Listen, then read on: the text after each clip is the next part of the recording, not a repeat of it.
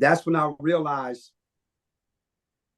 I wasn't getting signed because of my talent, because it's pretty obvious. Without, of course, no casino arrogance. It's pretty obvious. I mean, you can't go wrong with a guy that writes all his own music and produces and plays all the instruments, plus does all the programming, does his own harmonies. You can't lose with that. But then I realized the reason why a lot of those labels didn't sign me was because I knew too much. I remember my legendary grandfather schooled me to the business. Remember I said earlier, the business, publishing, royalties. At 16 years old, or even 15, or even 14, you're not supposed to know about publishing and royalties. That's why the industry likes them young, because the more you don't know, the more they can take from you. My grandfather already had went through it. So he made sure he poured everything into me.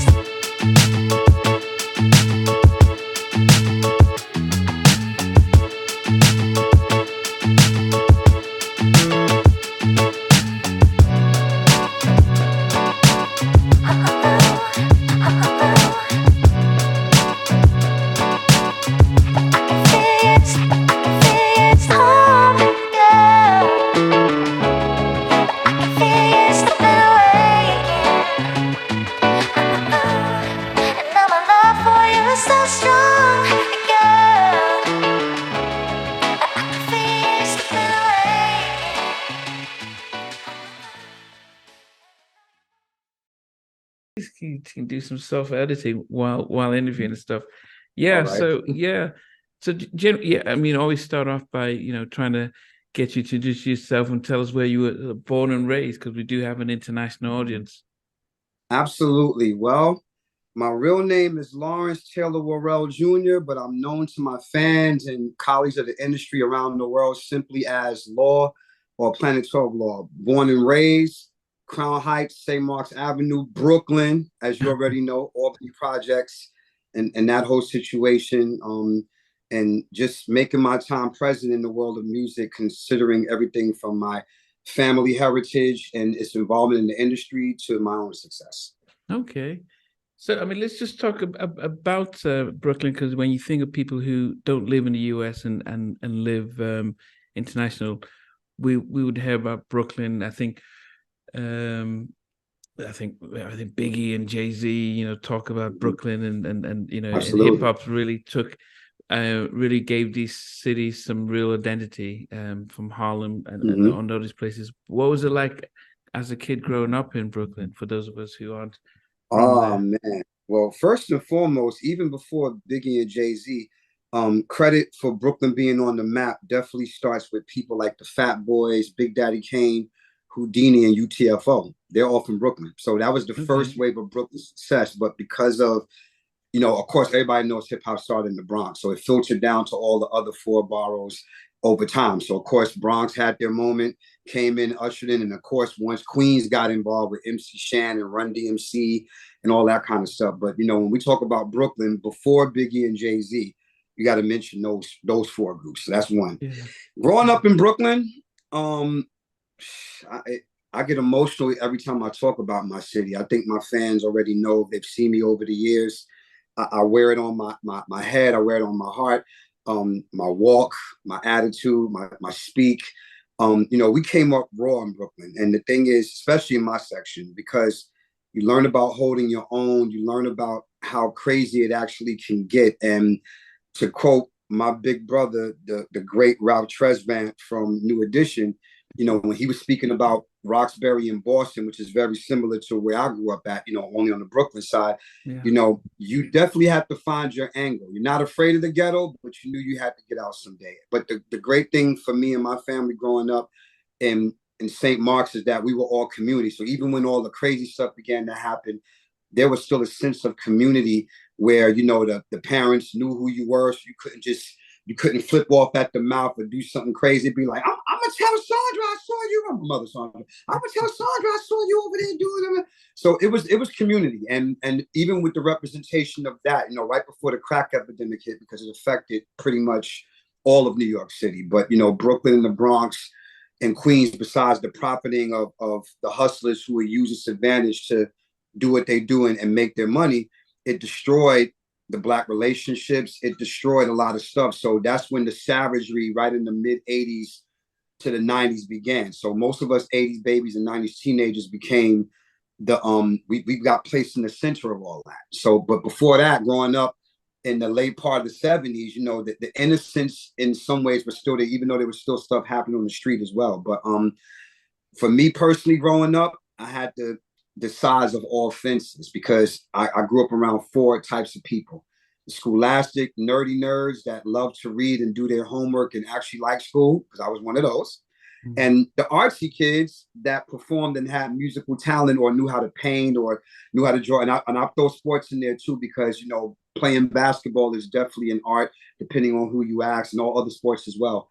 Then on the other side of that, I grew up around, most of my friends were gang members. So you had the D-Seps, Low Lives, Latin Kings, pretty much most of my childhood friends, if I didn't know any of them, even in that span of growing up, we all became united front once the movement came with this. And last but not least, the hustlers, because you knew how to move around the city in that. And I took that same hustle mentality, but I applied it to music, not the other stuff. So the thing for me is it became that. And then right in the center of all that, the Taylors, the Worrells, that's my family name. So we were respected all around these parks.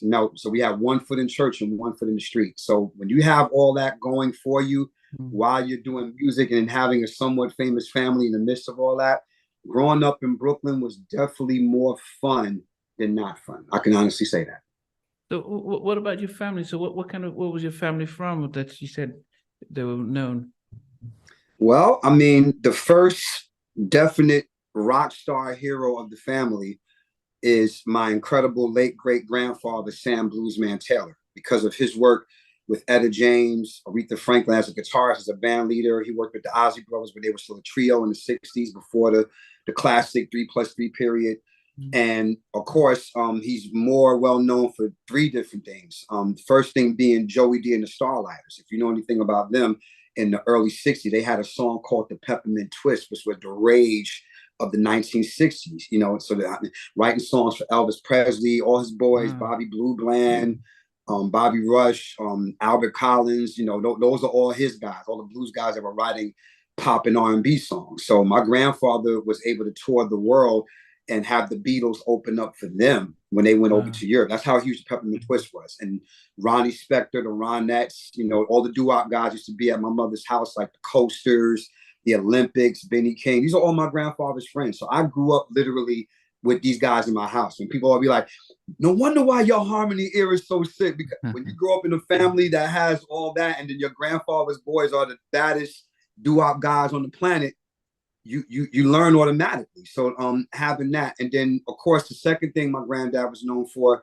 is his work with the 70s funk group BT Express, which is known for their two hit records, Do It Till You're Satisfied, of course, and Peace Pipe. My grandfather is the writer of Peace Pipe. So 70s funk really put him on the map as a producer, guitarist, and arranger, because he's the main guitarist on all the BT Express albums, along with the incomparable Michael Jones, who y'all know as Kashif, that later produced all the Evelyn Champagne King records and all that stuff, and Whitney Houston as well. So again, growing up and all that. And then the third thing, which is connection to what I just said about BT Express, is because when DMX decided to release his first single, Get At Me, Dog, him and the producer Dane Grease chose the BT Express song, Everything That's Good to You Ain't Always Good For You, which is solely written by my granddad. And it wasn't released as a single back in the 70s, but the guitar riff has been the staple sample of Jay-Z, Rotten Rascals, Mace, Little Kim. You know, they sampled that same guitar lick. So when you hear that in DMX's, when you hear the beat for Get At Me, Dog, that's they sampling my grandfather's guitar lick that he did for BT Express. So that's, like I said, he's the first rock star of the family. Then, of course, the other rock star, but more in the gospel sense, is my uncle, Reverend Charles Taylor. So he used to record for the Savoy label. So if you look at some of that stuff on YouTube, that's my grandfather's older brother. So he was a rock star in the gospel community. And as you know, my roots are Baptist Pentecostal. I grew up singing in church first, like most of the people that you've had on your show and people who we all grew up listening to. Our foundation is the gospel, not the gospel, the gospel. It's a difference. So, of course, my incredible mother, who still tours the world, Sandra Taylor, first place winner, amateur night at the Apollo. My late great uncle, Bobby Taylor, Bobby Real Deal Taylor. He won 13 times at the Apollo as well. And of course, my cousin, the incredible Cheryl Pepsi Riley, who you'll know for Thanks for My Child, with Full Force, and also with the Tyler Perry movies and shows and plays that he's done in the early start of his whole thing. So, and last but not least, my legendary uncle, Tony T. Funk Austin, who's known for his work with James Brown and Kool and the Gang. So in between all this stuff, he also played drums on African Bambaata's Jazzy Sensation as well. My goodness. So what was it as a kid then? What was the motivation or inspiration as in what you were going to do as you got older? That part just in itself. I mean, because, you know, I had other attributes, of course, you know, because we're Taylors, we're a sports family. So, you know, if it's not basketball, it's boxing. If it's not boxing, it's football. And, you know, we're all pretty much athletic. If it's not that, it's education as well. But music was always the foundation cornerstone. So even if I would have tried to do the other things in life, in the words of one of my new singles that came out this year, Can't Escape the Rhythm. I couldn't escape it. Like, even if I would have tried to say, well, I'm gonna do this, and it's like, no, Lord, this, you know, yeah, you can do that for a minute, but this rhythm is calling you. And as far as for everybody that told me growing up as a kid, you know, I was scary determined. So by the time I was singing before I was talking. So at 2 and 3, it was already a part of the DNA. So I wasn't forced into it. You know, when you have a musical family like that, you can't help but be immersed in it and just become a part of it. So I'm probably the sibling and the cousin that really, really was paying attention. So being around my uncles and you know, of course, them, you know, being at the Apollo at a young age, hanging out with them and just soaking up the sounds, and in the house with them, playing records. You know, my mother getting ready to go do a show at one of the clubs in Brooklyn, and I'm watching her get ready and watching her sing and wail out Shaka Khan stuff and Aretha, Natalie Cole, and then playing Nancy Wilson and Barbra Streisand and the Carpenters as well. So we was into the pop music thing too. So my family is very diverse in the sense of that. So it spoke to me. It spoke everything to me. So by the time I turned 4 or 5, I kind of knew. I knew that, okay, you can go and box and do all that other fun stuff that most Brooklyn kids do and run around and play Coco Livio and freeze tag and all that.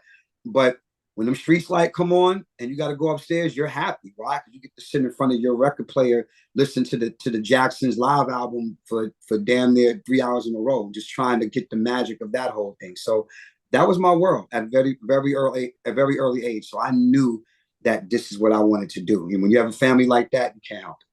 So, but growing up in the 80s, you've got two things that you mentioned. You said there was the outbreak of the crack epidemic, but you also have the emergence of hip hop. Yes. How do you navigate around that, where not, you know, feeling like, okay, I need to be an MC because that seems, or DJ, and then how do you avoid the pitfalls of the crack epidemic that was spreading throughout New York? Okay, well, let's answer the first part of that. As you know, if nothing else, I'm a singer first. So the thing for me was already singing in church, United Missionary Church in Brownsville, East New York, where my incredible late grandmother, Beatrice Taylor, was one of the featured soloists in the choir. And me and my sister, Chi Chi, we're like the only young kids actually participating with the adult choir. And then we're there. And then, of course, we would get solos too. So, you sing stuff like, sign me up on the Christian Jubilee, write my name on the roll, stuff like that. So we singing in church. He's like, well, Chi Chi's kind of shy. My sister had my grandmother's voice, her tone and everything, just the way she would do certain runs, but she was shy. And they'd be like, well, Chi Chi and Lawrence were going to sing today, but we heard Chi Chi was shy. But we know Lawrence ain't shy. And, I was a warrior. I ran to the pulpit like it was my moment to do what I needed to do. So growing up with the roots of gospel, funk, and R&B for obvious reasons, because of who my mother was and because we didn't have that particular church stigma. Because, in church, most people that sang in church, they weren't allowed to listen to secular music. Not in our household. We listen to everything. Like my grandmother, my mother, like we listen to everything. She's always made sure, well, gospel is the first foundation. Just as long as you have that, you can sing whatever you want. So we didn't have that whole bondage rule of you can't sing gospel, you're going to hell. We didn't live. The church that my grandmother was a part of kind of was in that zone, but my grandmother didn't even that because her favorite singer was Jackie Wilson. So there you go. So she loved Clara Ward and Mahalia and the Canton Spirituals as much as she loved Jackie Wilson. So that made it easy for us. So around the time when I turned 7 and then rap music comes along, courtesy of my late great uncle, BB, aka Showbiz, who was already hanging out in the Bronx with the Treacherous Three. He was hanging out with all these guys that were started. So he would come to Brooklyn just reciting rhymes. He's a singer first too. That's what I'm saying. Like he's a singer because my Aunt Vicky raised him to sing like my grandfather raised him to sing.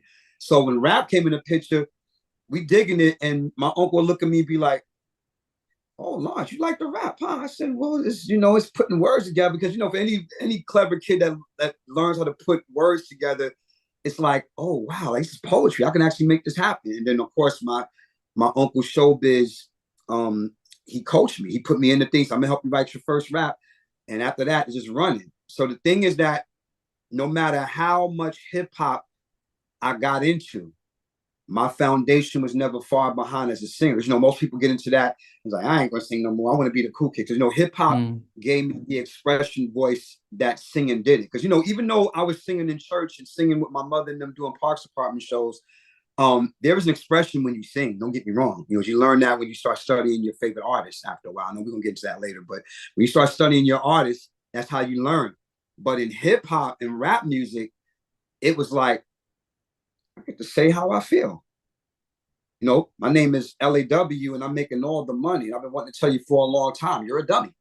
And it gave me power. Like it gave me I got away with my words. Like, I can make words rhyme. And if I get into a rap battle, I'm embarrassing whoever's in front of me. So that gave me a gift to be able to put words together. So Law the singer became Law the MC. And the further confirmation of that, I have to mention this. The further confirmation for that was when I discovered a group called the Force MDs, who were originally called the Force MCs because they're rappers first.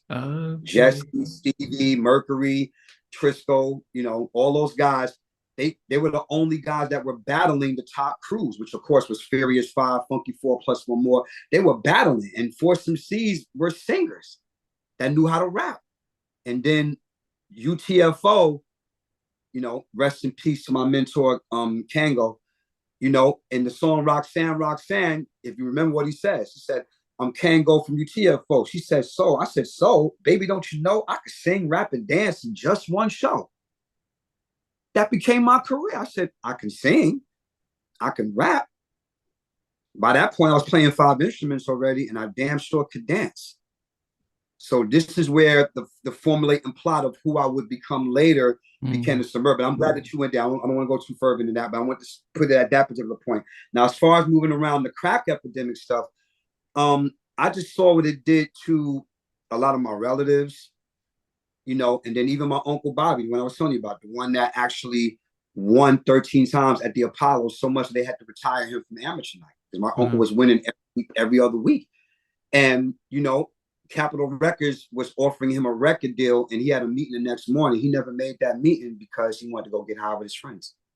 So when I learned this later, but when I learned that, I'm like, this is why I know I was destined to be who I was, because I saw what crack and other drugs did to my neighbor. I saw what it did. I saw what it was doing. And of course, when you have a mama that can kick your ass, and you got uncles that's going to make sure that you're not going to veer up the right path, veer up the right path, I couldn't do it even if I tried. And mind you, not to say I definitely could have got away with it, because the way I knew how to move and in circles and stuff like that, and most of the friends who I had, my mom would have never known, but I know eventually she would have found out, because, you know, my mother's a praying woman. So Spirit would have told her something ain't right with your son going on, and I would have got my ass. Did you think that this was a deliberate, that this was just planted within the Black community as a way of just destroying the family? Because it just seems as if it came from nowhere and it just swept through. As a son of a Black Panther mother and militant to the bone gristle, you better believe I believe it was planted. You know I know.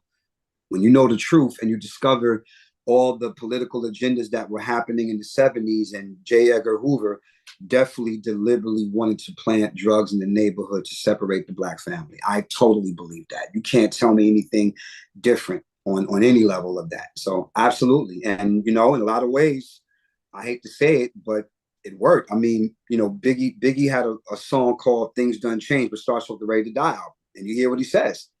On the streets, it's a short stop. Either you're selling crack rock or you got a wicked jump shot. Because at that point in the 80s, there was only two ways out.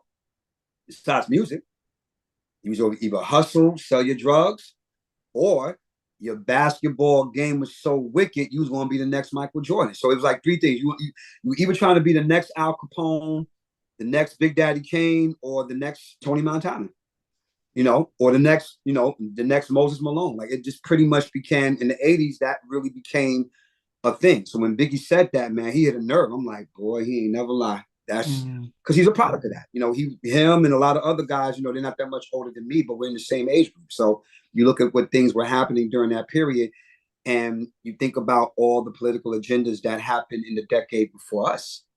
You know, I was born in 76. So, you know, but, you know, I'm an 80s baby, because you don't really know anything until you turn like 5 and 6 and you begin to have an understanding of the world around you. So that was just in time for the 80s. You know, you start to learn things. And once you get heightened senses, and my mother being the Black Panther that she was, because she's part of the movement in the 70s, before she decided to infiltrate the system and become a teacher to teach more knowledge of self and to help some of the schools in Brooklyn have a better curriculum as a computer science teacher. So my mother was working for popular science, which explains why, you know, science fiction and English became my loves in regular school, and then of course in high school, because my mother knew the political agendas of what was going on during that period where she was a teenager, right before she had me and my other siblings. So just knowing happens to be that part of it. So yeah, I definitely agree that there was a setup without question.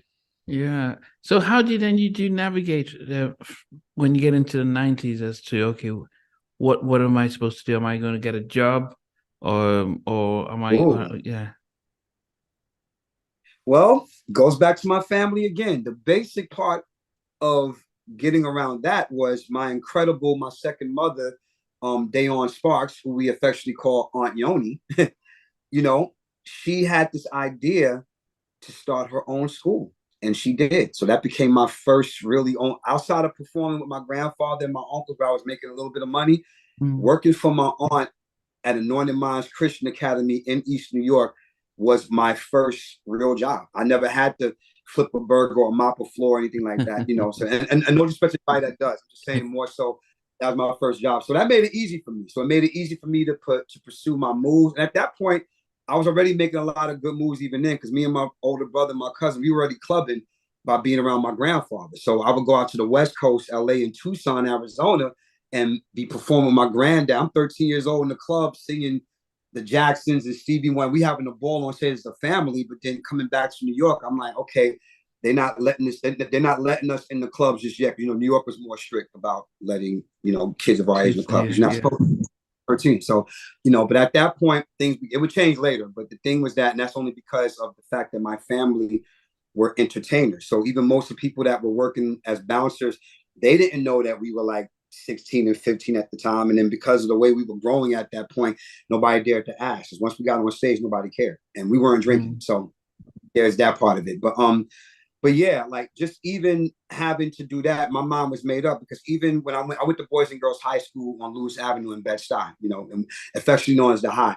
So I joined the football team for like a hot minute, and it didn't last long because by that point, most of the guys who I was running with that would later become future superstars in the hip hop community, that was the whole gamut of everything else. So I'm running with them and in freestyle ciphers. I'm in the Kilimanjaros watching all this stuff going on. I'm like, I'm not even thinking about sports right now. I just want to do music. So having that foundation working for my aunt made it easy for me to pursue my dream. Because, you know, I'll be honest, most jobs would have fired me. Think about it. If you're going on the road, you get called to go on the road with Parliament Funkadelic, which we'll talk about later.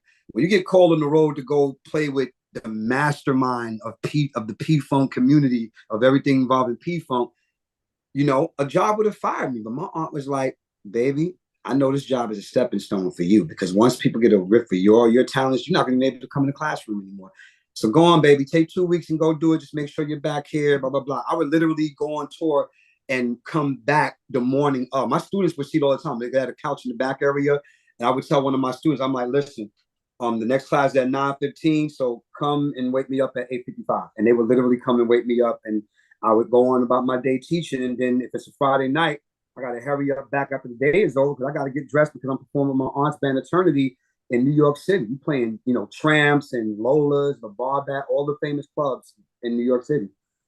But so yeah, I navigated very well. But how did you get connected with, say, someone like George Clinton at that young age? Oh man, well, I mean, it didn't start. I didn't start working with George until I was in college. I went to Kingsborough in Sheepshead Bay in Brooklyn. But I told my mother at 12 years old, after being hypnotized by the Mothership Connection album, because that album changed my life forever. Once my uncle, because I grew up with the Atomic Dog era, you know what I mean? So all I heard was that. But then my Uncle Tony, T-Funk, the funk master of the family, he's like, yeah, Atomic Dog is good, but I want you to listen to this album. Make my funk the P-Funk.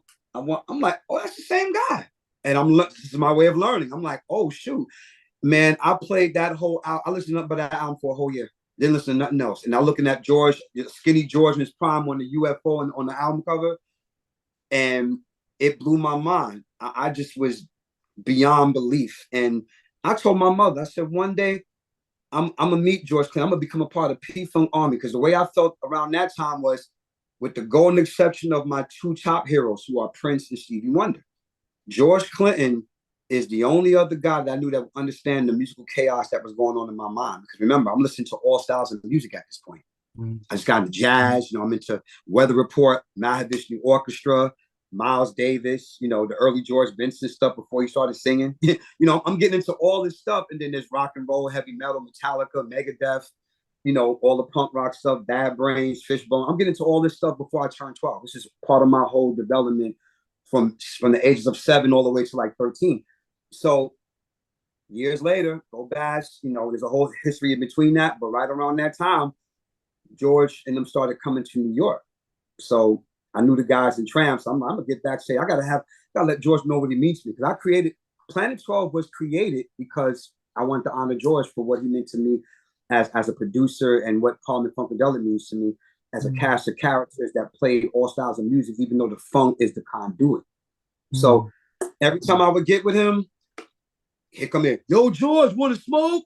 Here we go. Because I can't even have a normal conversation with him without everybody interrupting me.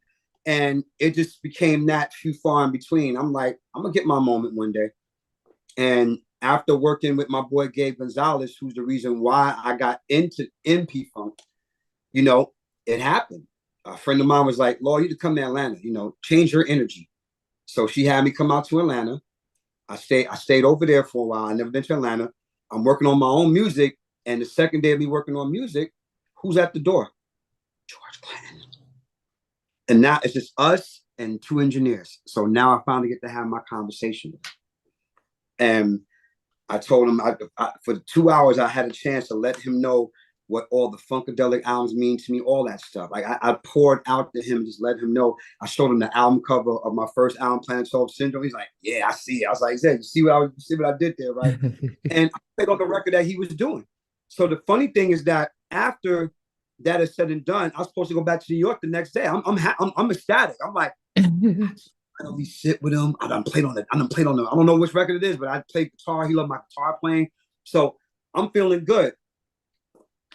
And the next day, I was supposed to go back. Sarah wakes me up. She says, hey, Law, hey, what time your flight was supposed to leave? I said, I think around 4:00.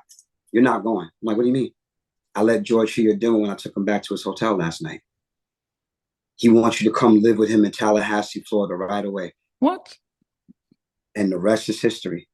That began that's my direct direction being in the camp. It started with Nnamdi Squad first because of my boy Gabe. He put me in his unit, which got me recognized around the community. The guys told me nice. Like, I remember when you first started hanging around, it's like, who this dude hanging around us at every show? And it became that to us becoming a family. And, George gave me my first major industry check for over $5,000 as a producer. You couldn't tell me shit like that. But what was your role with him? My role with him was de facto singer shadowing the late, great Gary Scheider.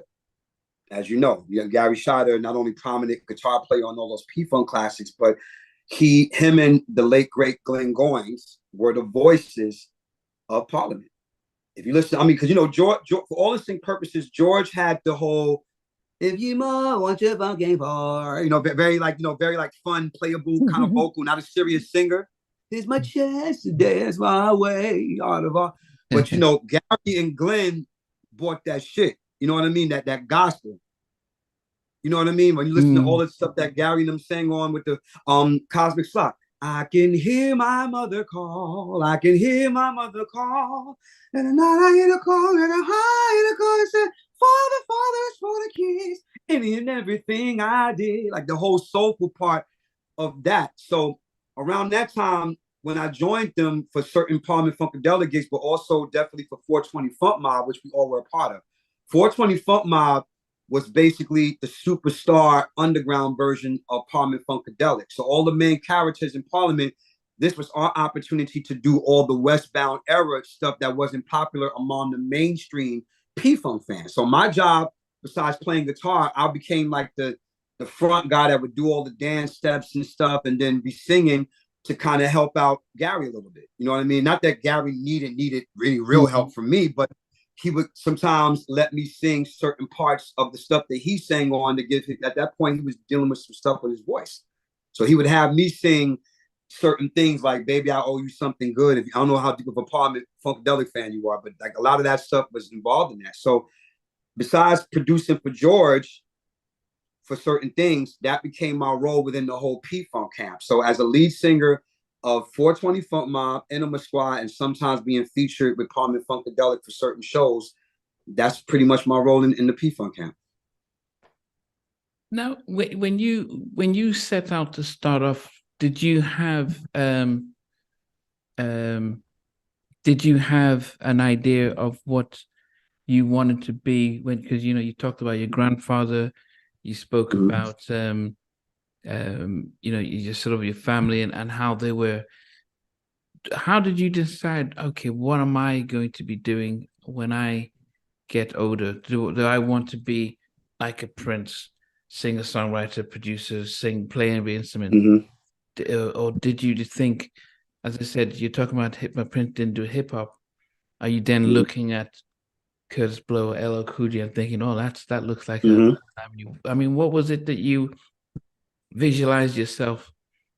Well, this is where the origin of Planet 12 comes in. So let's go a little bit back where we were before. Yeah. So as you know, from between the ages of 6 and 12 years old, that became the most hardcore part of my music development. Because you got to remember, look at who my family is. My family's my Juilliard for music. Everybody has a second. You have my grandfather, Sam Bluesman Taylor, which is pretty obvious, blues and rock and roll. So there's that part of it where I'm studying Muddy Waters and Willie Dixon and and Luther Allison and B.B. King. These are all his buddies. So I'm studying all that stuff. Then you have my incredible grandmother, Beatrice Taylor, who's for the most part strictly gospel. So there's Shirley Caesar. You know what I mean? There's the Williams brothers. There's the Jackson Southerners. You know, if you know anything about deep gospel, you know, that's part of that movement too. Then you got my Uncle Showbiz. There's all the hip hop stuff. There's LL Cool J, Curtis Blow, and all that stuff. For the most part of it. Then you have my incredible big sister Neffy, who was into new wave. So here comes Devo, Flock of Seagulls, and the Go-Go's, the MTV era of all the new wave rock and roll stuff. So I'm into that as a kid. Now, me and my sister, we would be, as soon as Devo would come on with Whip It, be like, yeah, that back to slap, step on the gun, break your mama's back. And my grandmother and them looking at it like, what the hell are y'all singing about? What's this new stuff going on? This is definitely weird and different. And considering, you know, we're a hardcore Black family, it would seem that way, but we understood it. So add that to the fact that science and science fiction is my favorite subjects in all degrees. So I'm a Marvel DC Comics head. So all the superheroes who I loved all had one thing in common. They became who they became by scientific experiment. Remember, Spider-Man became Spider-Man when Peter Parker got bit by a radioactive spider. Bruce Banner became Incredible Hulk when he got hit with gamma rays.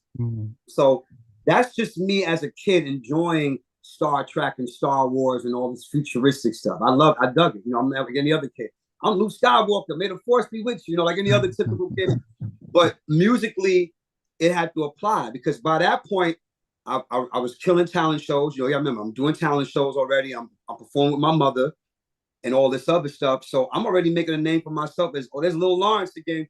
And, you know, once all my heroes became incompetent, remember I told you earlier about the fact that I started getting deeper into my heroes. So that's where it has to, this is where answering your question even takes on form.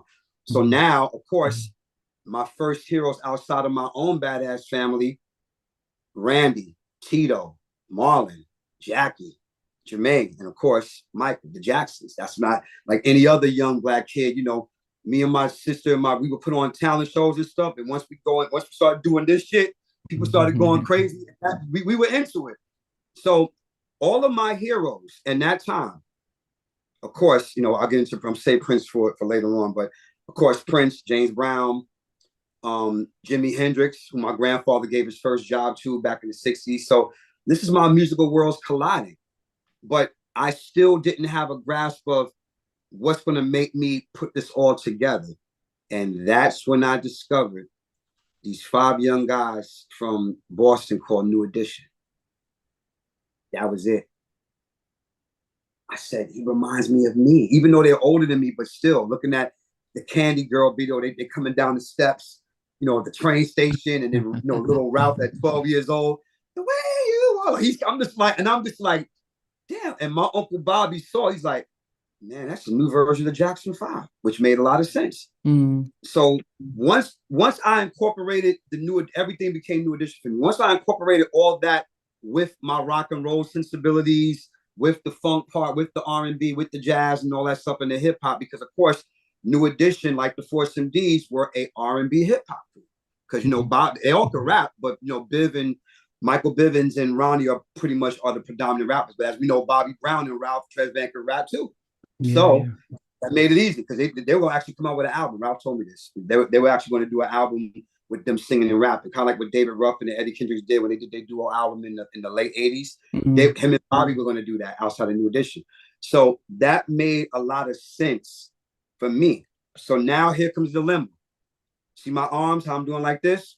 I'm being pulled in 2 different directions. The first direction are my peers. Hey, Lord, I love when you rap. You know, I ain't with all that singing stuff, but when you rap and dance and, yo, you the man, you know how it is. You know, you're like, yeah, yo, walk around. And then I had the other arm being pulled by my mother's friends. Boy, Lord, you can sing and dance. You can play that guitar. You know, I ain't into all that rap stuff, babe. You know how it was back then. You know, a lot of older Black parents like rap. My mother loved it, but a lot of her friends wasn't into it. So it's like, I like when you sing. So here I am. Do I sing and play guitar? Or do I rapidy rap and that? And one day I just woke up and said, fuck that. I'm doing all of it. And that's when the concept of Planet 12 was born. I was around 12, 13 years old. And listening to George Clinton's Parliament Mothership Connection album, if you look at the cover, going back to the album cover, on the front part of the cover, he's out of space. He's a UFO. On the back of that cover, he's in an alleyway, the hood. I said, that's me. There's a part of me, the sophisticated gentleman part of me being musically adventurous, being a eccentric, somewhat nerdy kid, but I'm still hood as fuck, and I'm from Brooklyn on the other side of that. So don't get it twisted. My personality began to divulge. And once I learned my birthday, I realized I was a Scorpio. That plays a lot into it, you know? And that's when I said Planet 12. 12 is my favorite number. There's 12 notes in music. And L, which is the start of my name, which is obviously Lawrence or Law, whatever, depending on what the situation is, L is the 12th letter of the alphabet. I made a decision that I wasn't going to be pigeonholed in any way musically. Because at that point, like I told you, my musical worlds were exploding. You know, 1 minute it's New Jack Swing with the guy, Keith Sweat, Bobby Brown stuff. I'm doing all that shit. Next thing you know, I'm getting into this guy named Lenny Kravitz, who has this organic funk rock sensibility, along with Terrence Trent D'Arby, which you can actually see, you know, they took their cues from Prince, but it became their own thing. And then later on, I'm getting into bands like Tony, Jamiroquai, and Brand New Heavies. So that became the new, no, people forget that Neo stands for new. It became the new soul. So for my generation, it was like, here's a bunch of kids that are probably either the same age as me or probably somewhat older, it doesn't matter, but they're making the same type of records that I heard my mother play about 10 years ago. And then comes Eric Benet, then comes Erykah Badu, then becomes, you know, my big bro Maxwell, you know, then of course D'Angelo. So when all that came into play, right, even between that or before that or in between all of that, that's who I became, the man that you see before you, because I didn't want to get stuck. I didn't want to get left behind and figure, well, you know, you don't do that type of music. Because, you know, as Black artists, we get stigmatized and stereotyped the worst. You're Black. You don't do that. I mean, Lenny Kravitz was told that he wasn't Black enough. What type of bullshit is that? He's doing Black music. So what are you talking about? Like what, you know, and a part of me really wanted to change that. So I figured, because of the respect that I had as an MC and the respect that I have as a real singer. Everybody don't have that respect. That's why I thank God for Lauryn Hill and people of that nature, because all it did for me was solidify that I was doing the right thing all along. You know, being a real singer, that's a real MC, that's a real musician that can really dance and really play instruments and produce and song. Like I want to be a self-contained unit, you know, very much like Prince and Stevie, but in the vein of the fact that I had the ear of the streets, because, you know, my hood loved me. Like they came to my shows and stuff. You know, I didn't have that whole, my hood don't support me. Like I literally, they like, yo, Law, I'm with it, man. Like it's different, but you know, you still can burn somebody in the freestyle. So that was my gift. I'm like, I'm still street as hell, but I can go and do weddings and bar mitzvahs and do all this stuff. So anyway, long story short, that's really how I became me. And it's been that way ever since, in the last 15, 20 years of my career. I guess for most recording artists, in those days, there was the main validation was getting signed to a record label. Yeah. Was that? Did you go down that route to get signed as an independent artist, or what was your? Great question. The question of the year. So, like all young artists, of course, back then, keyword back then. Record labels, record deals, that was the personification that you have officially made it. That you made it. You see what they call it? The American dream for singers. Yeah. The American dream is to get a record deal. Now, this is before we knew the music business, keyword business, because all we saw was people like Freddie Jackson riding in the limos. I remember when Freddie Jackson was hot. I remember one time he pulled up to the Apollo, this would come out with the furs and stuff. You know, we've seen it. Luther Vandross. You don't realize all the work that goes into that. So the interesting part of us young people looking at the television, even now, some of the kids still look at that. Even at one point, my kids, even until they learned what dad had already seen and materialized and went through, so they learned like, oh, now I see why you don't. So the thing is, to us, absolutely. So in the first 4 years, being extremely humble and nice, which I am, extremely humble and nice, and just be willing to be a part of the team and do what it took. And guess what? It got me no fucking place, because I realized that if I'm the opposite of all of that, let me be who I'm supposed to be. Scorpios, we're known for our ambitious confidence, not arrogance, not conceit. Don't get it twisted. But as far as being confident in who we are and what we can do, we're very much that. So that's when Lawrence became Law in a personality. I had the name already. My brother named me that. He called me Law first. But the thing was just that, okay, we're going to make up 3 different acronyms for it. Loving all women, because the girls like the way I sung. To be honest. Lyrical assault weapon, because I still had the lyrical respect from all my peers in the street. No matter how much R&B I sung, no matter how many splits I did on stage and steps and sing, I was still respected in the streets in terms of my lyrical ability to demolish a rapper in a heartbeat and then go right to church and sing like it never happened. So that was my gift. And then, of course, obvious, Law is the first 3 letters of my name. So there's that.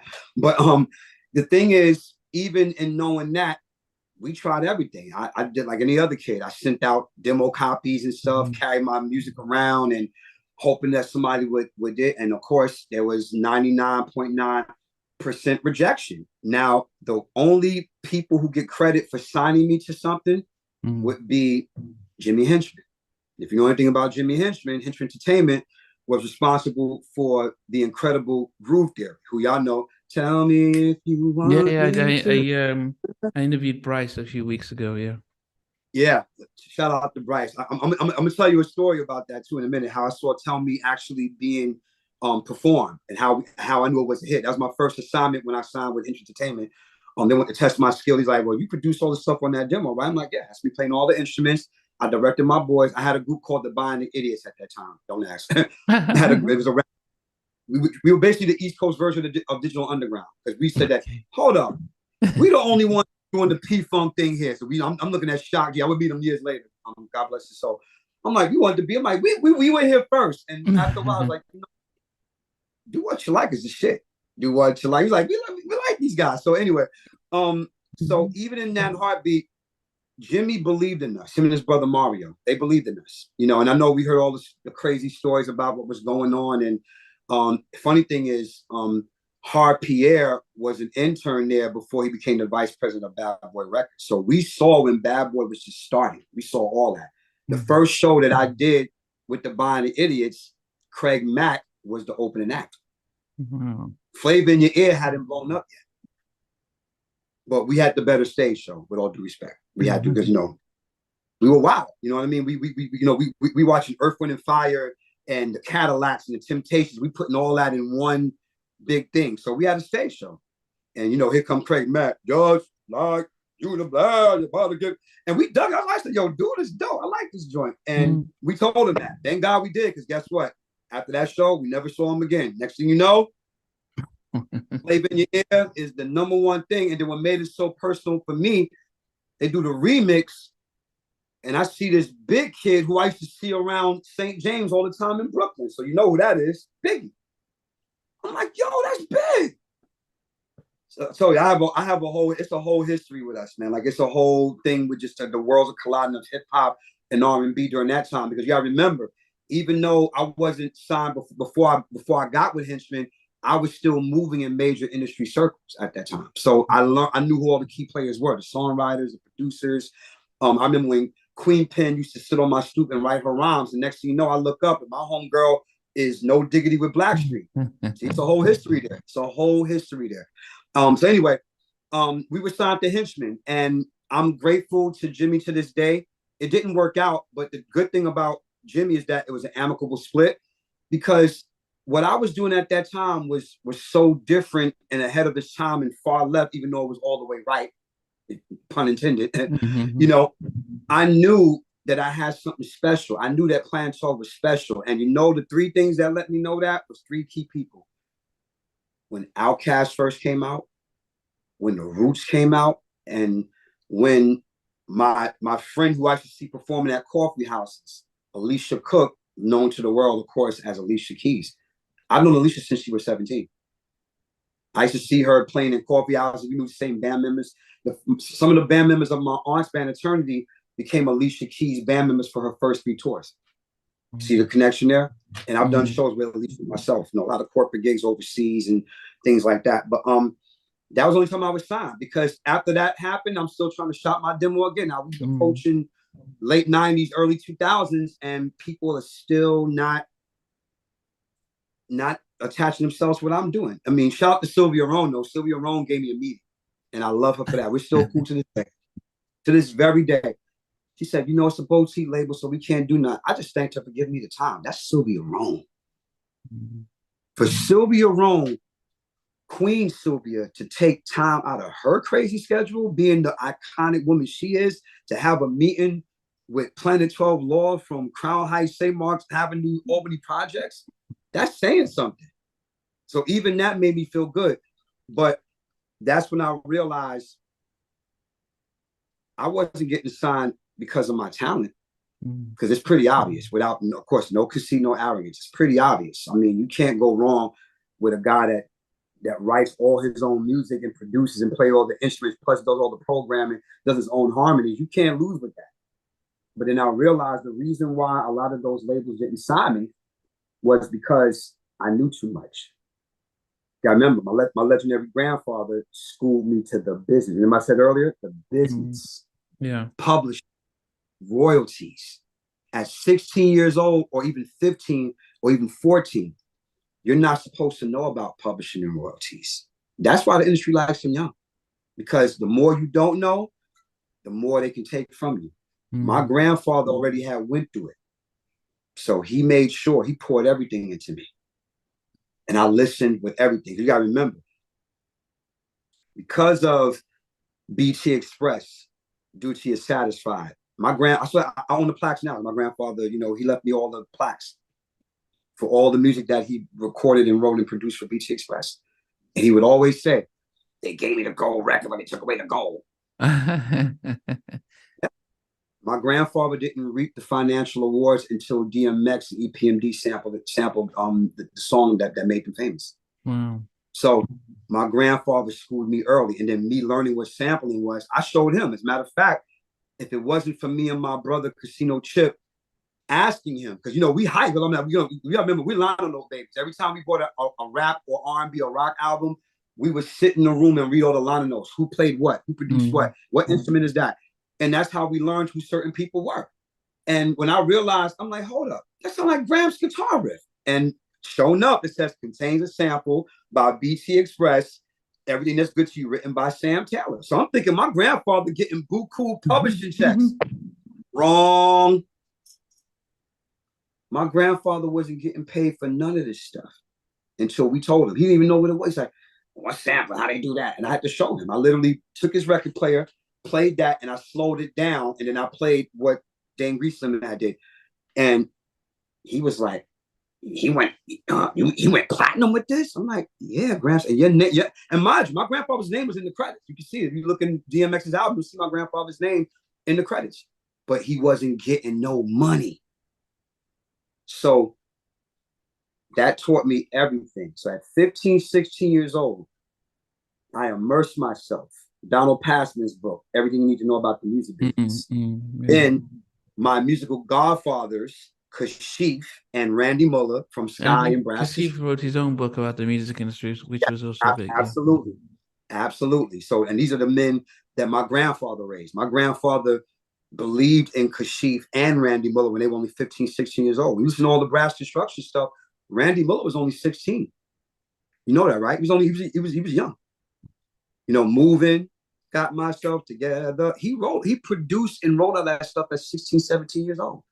So the thing is, all of those situations that I've seen, all of the Brooklyn bands that raised me, Crown Heights Affair, Unlimited Touch. They represent the Bronx, but it's still New York as a whole. And because they had ties in New York and Brooklyn, that's still counted as Brooklyn too. You know, Sky, BT Express, Mandrill, all the 70s funk groups that came out of Brooklyn that never got their fair share of the coin. Now, thank God for the writers that made it. So, of course, my grandfather didn't even have to sue. When he filed a lawsuit, it didn't even make it to court because when they realized, like, he was wondering who Sam Taylor was. We got a bunch of checks here for him.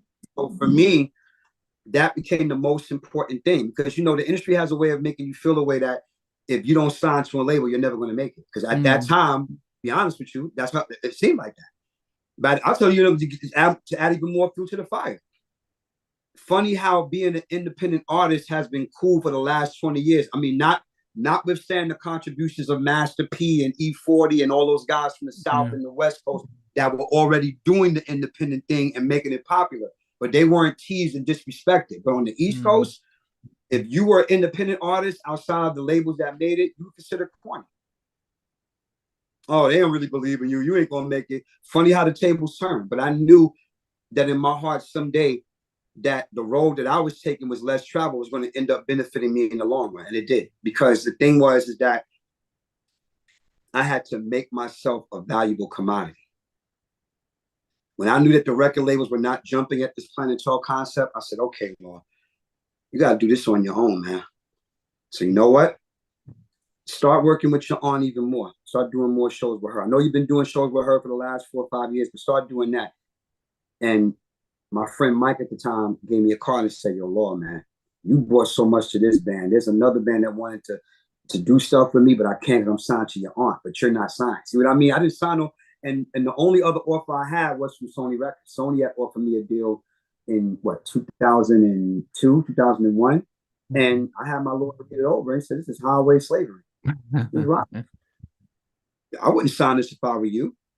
So even with that, and then I had Koch Records, a subsidiary where another label wanted to sign me, but they wanted to change everything I was. And at that time, thank God for MySpace, because if it wasn't for social media and MySpace, that really determined everything about the value of my work and my work, because now the fans were speaking. The record labels couldn't tell me that my shit was dope or it ain't dope, because you gotta remember, we don't know how they're thinking. They could just be thinking like, we just want to work with them because it's relevant. But the thing was that, as I've always believed, when the fans tell you, the people, I don't care how many records you sold, I don't care how many platinum plaques you have, I don't care how many Grammys you have. If you can't rock a show, and I know you see my clips, if you can't rock a show the way that we do, it's pointless. So that gave me power. I'm like, okay, Lord.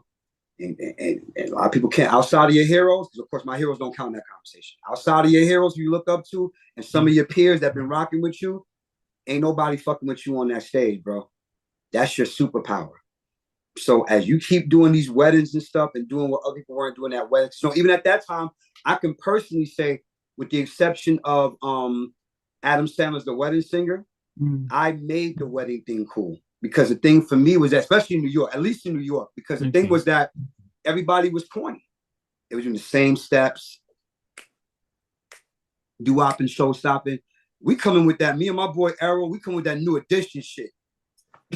we was even studying Sister Sledge, and I guess it takes some of the female choreography to make our shit even more dope. That's how committed we were. Like, we were really involved in making sure that my stage show couldn't be fucked with. And we invested in that. So I said, well, Planto Productions, I'm operating as my own label. So why am I signing with anybody again? And then right around that time, things like TuneCore and Distro Kids started happening. So picture me signing to a label. Now, of course, everybody's like, yeah, but it ain't going to get you no millions of records sold. I'm like, that's not the point. Especially now, if you look at what we're dealing with the Spotify stuff, record sales don't really matter no more. It's all about just getting your attention, building your fan base, and making some money, which I've been able to do all this time in between. And then you look at my platinum resume of everybody who I worked with no record label. Lionel Richie, my little sister, the late, great Amy Winehouse, all those opportunities and things that I've done in the industry, whether it was Jeffrey Osborne or Dionne Warwick, and I even worked with Tony Bennett, God bless his soul. All these things that I've done was with no label, no management, no publicist, none of that. Now, did I have people help me along the way? Absolutely. There were a lot of key figures in the industry that actually believed in what I was doing, and they aided. Absolutely. But before I met those people, I'm the one going around handing out flyers, doing shows at the most god-awful places, but still having people come and be like, yo, I like this shit. So when you put in that work, I just realized, okay, Laura, you did 10 years worth of work. I guess there's more work we got to do. So thank God I'm built for it. So to go from that to working with my heroes and being part of P-Funk Camp and then doing songs with Jelly Bean Johnson and Monty Moore at the time, these are the men that wrote for Janet Jackson and Rihanna and Alexander O'Neal. But then they'll hit me up and be like, hey, Laura, we want you to produce a record for us. Me? Y'all the reason why I became producers. I'm producing a record for Jelly Bean and featuring Monty Moore and Tony M from the new Power Generation with Prince. Again, all of this with no record label. There you go. And I mean, throughout this, then, did you then have a goal as to, okay, what am I trying to do? Am I trying to get a top 10 song? Am I trying to be as a solo artist or as a producer? What does reshaping your goals when you're not going to get signed become? It becomes just building an army, because when you build an army of a fan base, and not just regular people that bought music, I'm talking about within the industry. Because see, the thing is, my heroes are my everything. I'm pretty sure when you see on my Instagram page, I pay more homage to meeting my heroes and people who influenced the hell out of me. Because had I wouldn't have been influenced, I wouldn't be who I am now. They're the cornerstone. So I figured if I keep building these stacks in the industry of just getting known, whether it's doing the weddings and bar mitzvahs and opening up to certain people and doing certain things where it drew more attention to my fans, learning about the history of music, to understand why SWV and the good girls and girl groups are important to our landscape. You know what I mean? And those are my big sisters. You know what I mean? Like all of them. And the thing is, for me to have that is to educate some of them. You got to remember, there was a time period when SWV had just got back together after being broken up for some years. The fans, the diehard fans came out, but until they started doing like the reality shows and all that kind of stuff, now all of a sudden there's more people coming into the mix. But see, the real students and fans like me who studied every SWV album there was, to me, it was like, y'all late to the party. I never stopped listening. Those are my big sisters. You know what I mean? So when looking at SWV, I went to the last 3 shows of this tour that they just did with Jodeci and Drew Hill.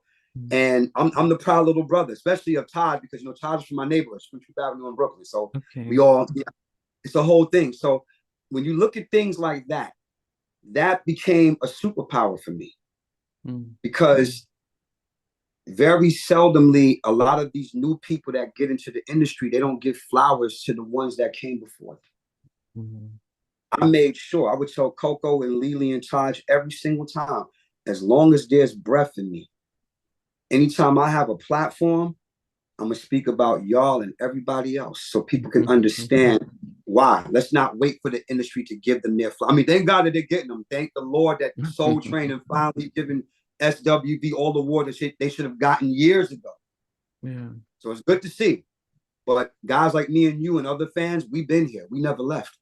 I don't care if the other last album didn't go platinum. Who cares? It's a dope album. It's a dope album. The last 2 SWV albums are pure, unadulterated, mega dope R&B and hip-hop, period. So that became a superpower for me. For me to be able to pay homage to my heroes. Even when the pandemic happened, I started my own podcast, which is basically on IG. Just basically bringing in all my industry friends so I can talk to them, literally while I'm here being quarantined. And people got a chance to learn about my history. There's a lot of people like, this law guy, who's this guy? He's always bragging about who we know. And they don't realize that I have a history with most of my heroes. And when they learn that, so when you hear Big Daddy Kane talking about working with my Uncle Bobby on a set of Posse, there you go. Kane is my second rhyme hero. Cool G Rap is my first. So think about that for 1 second and why those worlds make sense. So that became a superpower. So when I started going to the studio to make music, my thing was, man, if I got 10 people liking my stuff, I'm winning. So that 10 became 100, 100 becomes 100,000. Next thing you know, things like Twitter and Facebook and of course Instagram come out. So now you're able to put out your music and project it and get the response that you really, really want, because the fans are going to be honest. So my superpower became that. Plus, most of the fans didn't just not like my music, but they love how honest I was. They love how raw I am when I speak. Like, damn, Lord be telling it like it is, man. Lord don't give a shit. I'm like, that's me. I'm not going to ever, the industry can't do nothing to me. They're already gonna try. They can't do anything to me. So the thing for me is that became a power for me to speak for my heroes. That became a power for me to speak for myself as an artist. So whether I got one or not, somebody asked me the other day, it's like, so Lord, so you wouldn't sign to no record label? I said, if it made sense.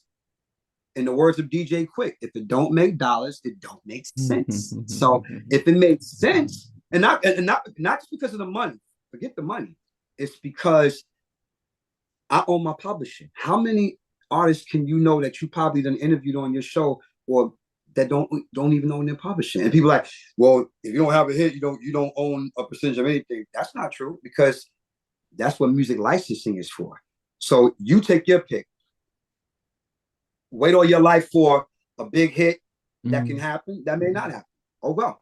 Or have a song that your fans love and a TV show called MTV's The Real World Hollywood likes your song, get Hollywood on them. That's on my first album. Wow. That's the reason why Law is still getting publishing checks after 14 years. Licensing. See what I mean? They don't want you to do that. Mama ain't raised no fool. So when you learn about the business acumen, it's setting you up for greatness. So if I do get that #1 hit or top 10 or top 20, if I do get that Grammy, especially now that I'm a part of the Grammy voting board, thank you very much, the more visibility there is.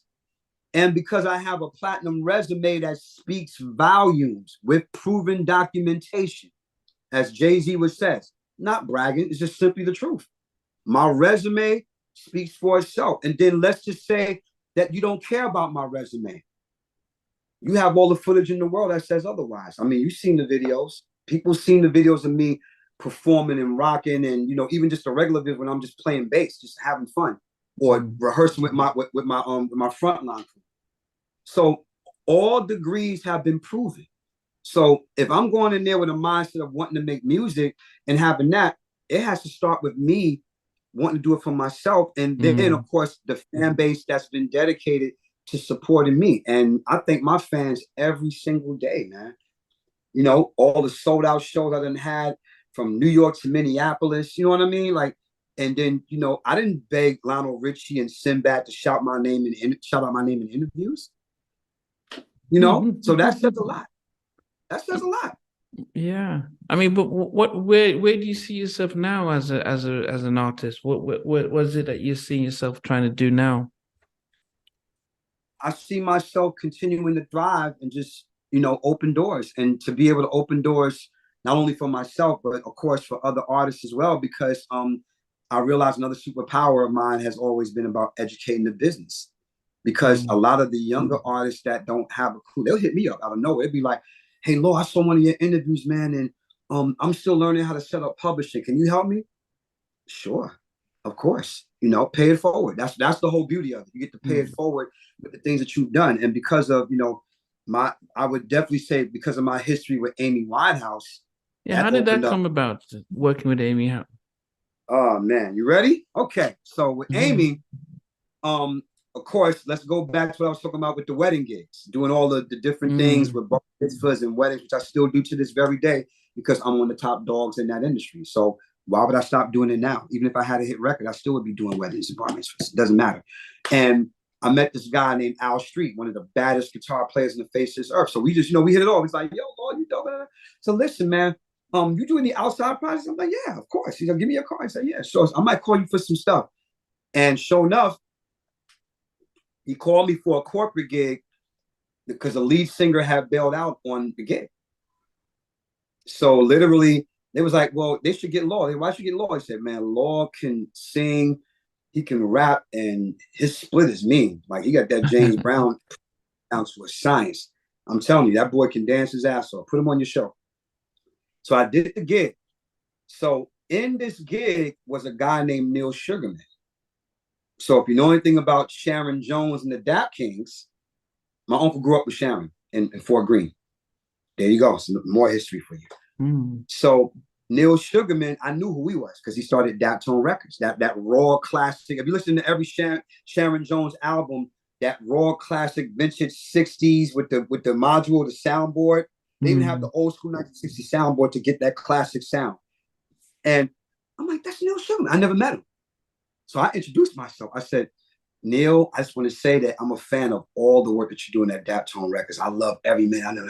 He's like, thank you, I appreciate it. So because again, and you got, remember I said earlier, when you talk about the heroes in this business that were more behind the scenes as opposed to in the front, that's making them feel great because sometimes this industry, like I said, it's very easy to be underappreciated. I seen it. So I made sure that anytime I met any one of my songwriting heroes or production idols that doesn't always get the credit, I would acknowledge them. So when I saw Neil, I was like, dude, man, that's home. I was being real because I bought all their albums. I bought every last one of their albums. So next thing you know, I had to leave because I had a late rehearsal. And it was like, you can't say we killed that show, by the way. We killed it. And I was like, man, I love working with y'all guys because we did James Brown. I got that feeling. A lot of bands play that song wrong. So these guys played it right. I got that feeling. I was able to do the baby, baby, baby. They hit that shit. I was like, okay, I like these guys. And I gave them my card. So about probably 3 weeks later, I get a call from this guy named Ray. Has a very, he's from London, obviously, has a very heavy London accent. He's like, so is this Law? It's like, yes, who's speaking?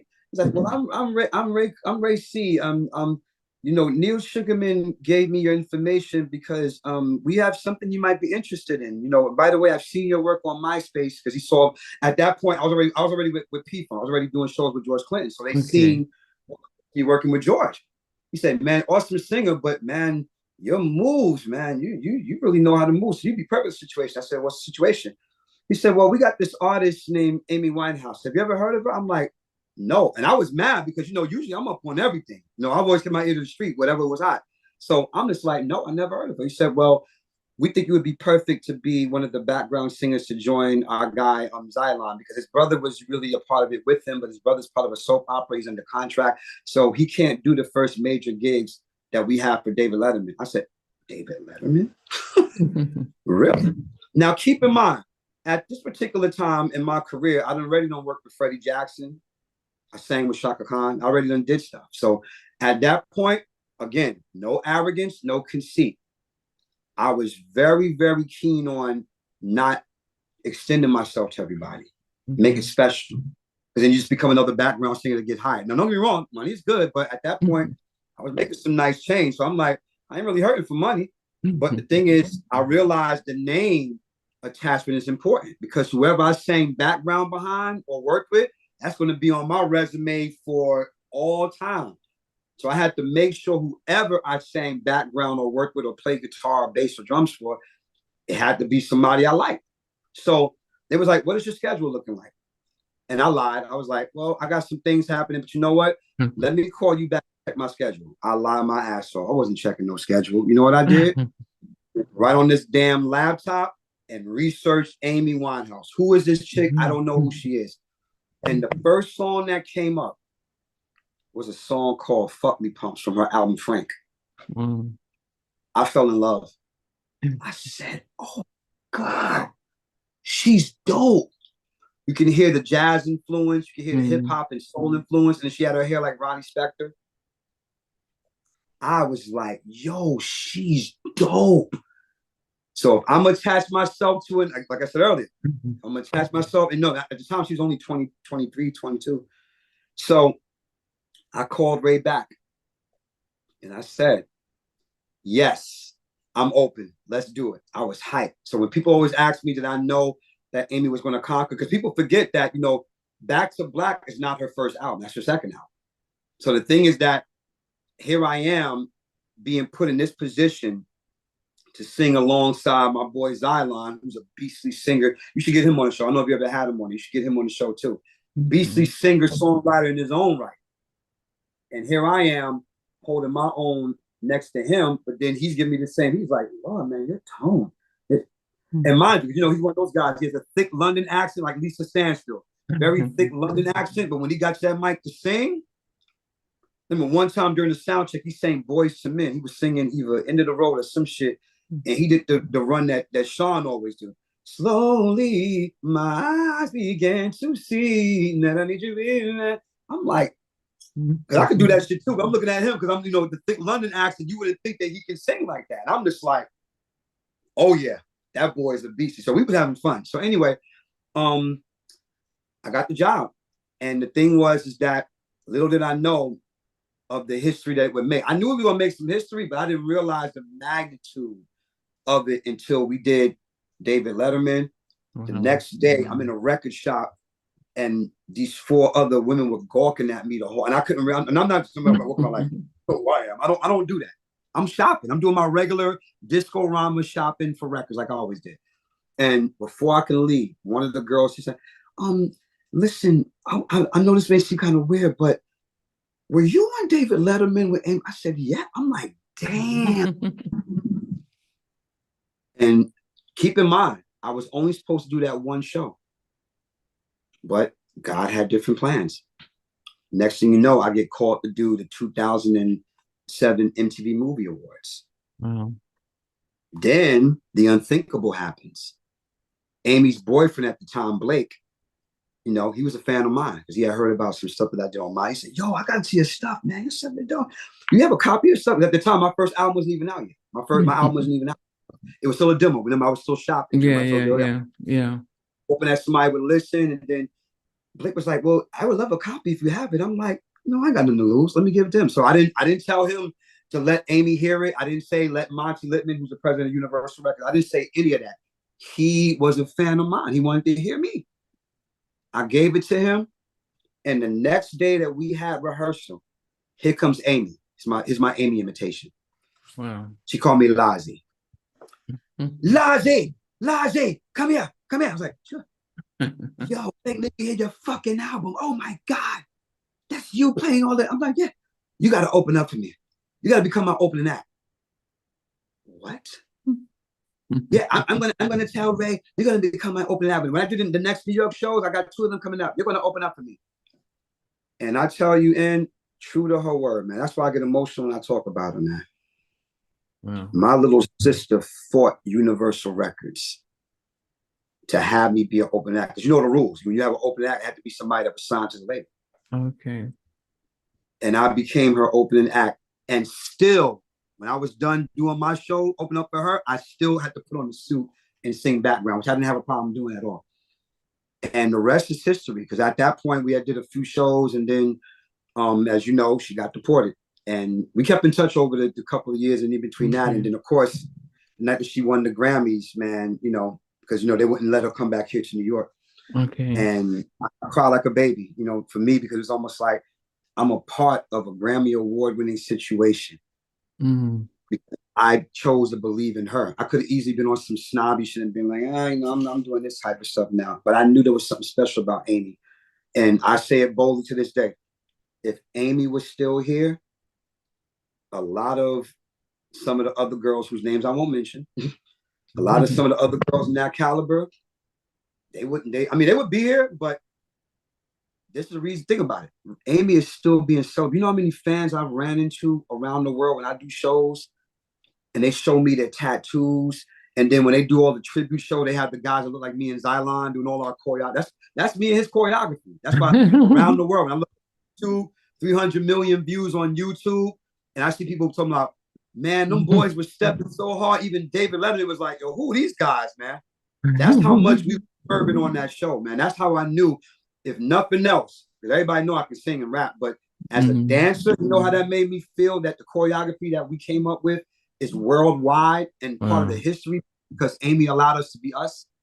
it's a blessing, man. And I miss her so much. I miss her, man.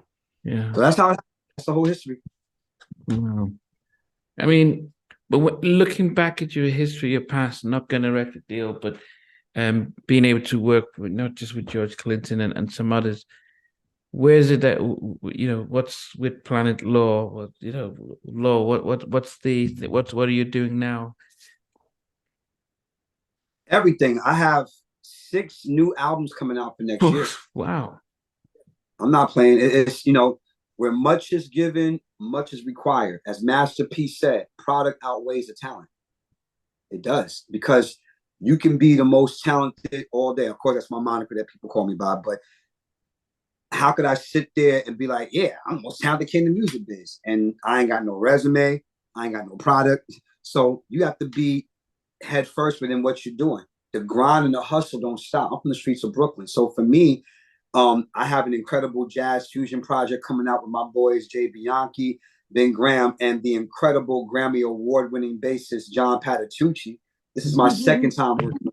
Now, that may not mean shit to some other people, but if you a jazz head, you know who John Patitucci is. So for me, the fact that I've been able to do projects with him, you know what I mean? That says a lot. Like, at the end of the day, like I said, if nothing else, in addition to doing that, is to stay active and to stay hungry. And, I'm working on Jelly Bean Johnson's second album, which I'm an A&R producer and a featured artist. So we have that coming up. So you never know who you're going to see. I actually have a song working with the 80s iconic band, the Jets. I'm bringing them back. Oh, yeah. We got a song that we just finished. And, it's just so many different things I'm working on. So just, we got shows booked in 2024 and 25. So me as a performer is never going to lack in anything. But as an artist, producing and songwriting, and of course, my pop country artist, Arizona Lindsay, who I featured here on the things many times, we have her third project coming out for next year. So we've been working hard at that. And she's been doing a lot of dope production herself of other artists. So there's so much stuff going on, man. A lot of new singles coming out between now and February. And then I have the song out now, I Believe in You, featuring my idol, Joyce Talbert of the legendary Motown's group, The Good Girls. You know what I'm saying? Yes. I interviewed Shireen with yeah. Joyce have been trying to interview us since 2020. No, you should have Joyce on your show. That's the one on the show, because the thing is, Joyce was my favorite singer in the group, and she was my crush in the group. When all the female groups came out, me and my brothers were happy, because now we finally had girls that we could scream for the way they screamed about New Edition and Truth and Boys to Men. You know what I mean? Because we wasn't haters. That's the thing about us. We weren't haters. Like, we studied all the R&B groups because we wanted to make the girls scream too. And it's funny now because, Silk, those are my big brothers. Shout out to Silk. Silk, actually, me and Drew Hill have a history because I worked for Nokio's record label, ARG, for a while. Me and Nokio's one of my best friends. So the thing is that whole history with just that component, because I was already celebrating those guys in the midst of that. So there's different things in the work. Me, Case, and Nokio actually talking about doing a Black rock project, because in case you don't know anything about Nokio and Case outside of R&B, like myself, we all love hardcore rock and roll. Okay. So we've been talking about doing a project like that for a long time. So we finally got back on the road with conversation. We talk every other 2 months. We always text each other. It's like, yo, we got to lock a time down and either go to Atlanta or go to LA or go to Maryland. I said, I can come out here. I said, come out here to LA. Let's get some stuff done. And, and then Donnie Wahlberg from New Kids on the Block, as you know, those are my idols too. Me and him going to be working on some stuff together for this year coming as well. So it's a lot of stuff, man. A lot of stuff that I got going. I stay active. Just know that I'm not just sitting around. The only time I'm getting a chance to sleep is to catch up on stuff, or if I need a couple of days myself. But other than that, the grind don't stop, man. Planet 12 is becoming so much of an entity than it was when it first started, and then people are really starting to attach themselves to the brand even more. Now my Brooklyn Law thing with Element Music, with the corporate stuff, doing weddings and bar mitzvahs, now we have celebrities that actually want us to play for some of their events. So it's amazing, man. I'm blessed. Just as we wrap up, how did you decide to get into, say, wedding and bar mitzvahs as a way of getting stable income, and also as a way as probably perfecting your talents playing regularly in front of a group of strangers? Because keep in mind, by that point, I'm in my at that time I'm in my mid-20s, early 30s, around there. Yeah, around there. And the thing is that I told you earlier, outside of the Sony offer, outside the meeting with Sylvia Rome, labels were rejecting what we were doing. And of course, I had a moment because I'm sitting here. I feel like Will Smith when his father left him again. Remember that episode on Fresh Prince of Bel-Air? I'm like, why they don't want me? Like, what the hell? I got everything that they need. And then I'm like, you know what, Lord? Fuck that. Make yourself a valuable commodity because there's no one like you. Again, you're a real singer. You can sing any style. You're a real dancer. You're a real MC. Like when you spit rhymes after you've done singing, people believe you. And you can dance and you can jump on any one of the 7 instruments on stage and play if you got to relieve one of the band members. That's a power. So when I made that decision, right around that time, as I told you earlier, my friend Mike had gave me the card to these people called Starlight Orchestras. Because at that time, I didn't know that there were all these different wedding bands playing around New York. All I knew was. And this is before the Wedding Singer film? The what? Was this before Wedding Singer, the film? Around the same time. Okay. Even a little bit before, a little bit after. I can't really say because at that time, if you look, I would have to know what year the Wedding Singer came out. Then I can honestly tell you. But even still, around that time, I'm going to be honest with you. Whether it was Adam Sandler or myself, I can truthfully say because I'm from here, I'm part of the local music scene. I was raised in it. It was not cool to be in a wedding band anywhere, not even just in New York, everywhere. It wasn't cool. So truth be told, even in the section of being that, I realized I had something special. The street edge. Remember I told you I brought that whole New Edition truth factor to the scene. Because all the other guys that had bands in New York, they just do the same old steps. We coming in with the like we hitting the mark. New Edition, Temptations, we bringing all that shit. We bringing the Blue Magic steps, like we bringing the whole thing, and that made us stood out. That made the girls scream even harder because we making them scream. Usually, because in the local scene, usually when you're doing weddings or a regular club date, it's like, yeah. I mean, that's nice. I mean, you get any hand clap, it's nice, but it's like, yeah. We like, fuck that. We want to make them like Silk. We want to make them lose control. So we do that. That's got to be edgier. Yeah. And we got to be diverse because a lot of the older cats didn't like hip hop at that time. This is the mid-90s, early, didn't like hip hop. So, and which was stupid because if you look 30 years later, as soon as you hear that, 30 years something later, Poison, I Wanna by Keith Sweat, Don't Stop Your Love by Keith Sweat, and pretty much the whole First Guy album. SWB's first album. You put any of those things on everywhere. People start singing. Girl, you can't tell any of these girls that they didn't write weak. As soon as that opening line starts, I don't know what it is. Girls start singing that song like they wrote it. So we knew we had the old school and the new school. That's part of my superpower. Me, my boy Errol, my boy Mike, and a lot of other guys that we were putting, because nobody was stepping the way we were stepping. And our vocals were real. You gotta remember, most guys that could dance, they didn't have the real vocals until they saw us, especially me, because like I said, Errol sang a little bit. He didn't sing as much, but me and Mike were singers. We sing. We sing down. You know what I'm saying? Like we sing for real. So when we do After 7 or As Yet, last night, they believe it. Because we did all the runs and the riffs and the high parts, and we know how to harmonize. You know what I mean? Those are key elements of singing.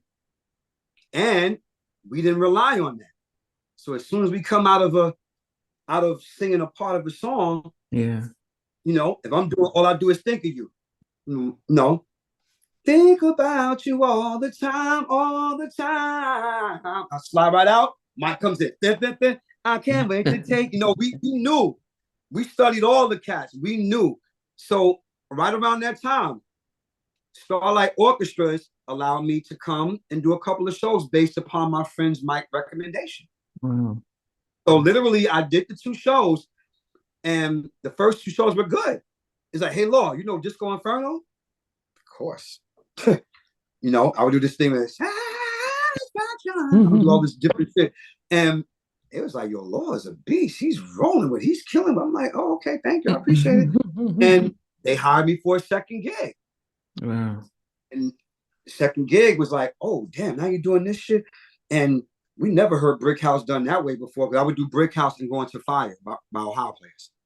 Okay. It was like, man, that's a good melody. That's a good mashup. Because I was already doing mashups with my aunt and my uncle. We would do songs where we would have it play for a minute, and if we hear something we could throw on top of that, we'll put the song on top of it. So like a remix, you know, whatever. Yeah. So this third gig, I'm about to give you some games, so pay attention to this. This third gig that I did, the band leader was this incredible woman named Marianne Bennett, who was not only the vice president of Starlight Orchestra, but she was a band leader. Okay. So I do these gigs, I'm kicking ass, and that was one of them real gigs where the shit got really, really crazy. It was like, oh, damn, I didn't pull out the splits and stuff. And all of a sudden, she said, hey, Law, when we're done with this gig, I need to talk to you. Okay. So I was like, okay. So show is over. She says, Law, I have to tell you something. You are exactly what we have been looking for. Now, keep in mind, part of my heart is shocked, but then the other part of me is like, Sunshine Anderson, you know what that means? I've heard it all before. Yeah, yeah. You're talented, but you do this, but we can't. And I'm just like, okay, what I done did? She said, no. She said, Law, I'm gonna make a promise to you right now.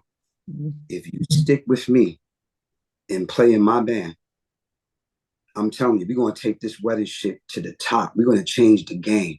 And again, part of me want to believe her, but at the same time, I'm like, but I've heard this before. Are you willing to? And sure enough, true to that woman's word, about a few years later, after me, I was already signed up. We're doing all the shows, we conquering. I'm bringing my whole style. They're like, yo, Lord, man, yo, you gotta show us the choreography, man, because your fucking moves, all that stuff, me and my best friend, Errol Hibbert, we brought all that. I told you, we brought that shit to the wet industry. Like I said, it was corny. It wasn't doing the same stuff we was doing. So literally, as we be climbing, Marianne decides to leave Starlight and start her own company called Element Music. Okay. And we had a personal meeting with me. She says, Law, I'm going to give you this offer because you did exactly what I thought that you were going to do. And that's how I knew. She said, you don't know. She said, they're raving about you now, Law. They're raving about you. Like everywhere I go, we showed a video of you and to a client, and the client was like, yo, who's that? Who's the guy with the Brooklyn hat? She says, I'm starting this company. I want to make you exclusive. No, with the exception of your aunt and people who you work with that's been in your family, you can work with them. But if you sign exclusively with me, we're going to take it even further, because they didn't believe in us, Lord. I'm going to tell you, when I first introduced you and they did singing and rapping, even to the way that you wore your hat. I remember even this, like, you see this hat, one of my fans, you know, the hat, wearing a hat with a 3-piece suit. Now, in the hip hop world, that's normal. But on the wedding circuit, no. Like I said, we brought the street element to that. So for me, it was like, wow, this really has a presence. And sure enough, I signed with Element Music. I have been there for close to 25 years. They still my agency. Wow. They're the reason why I've been able to travel the world with my brand. And not only because I'm in the company with my own brand, which is the Brooklyn Law Band, but also they support Planet Show. They would come to all my, I would have shows at the Bitter End, which I became the first hip hop artist to play the Bitter End, in case you didn't know. They came and supported.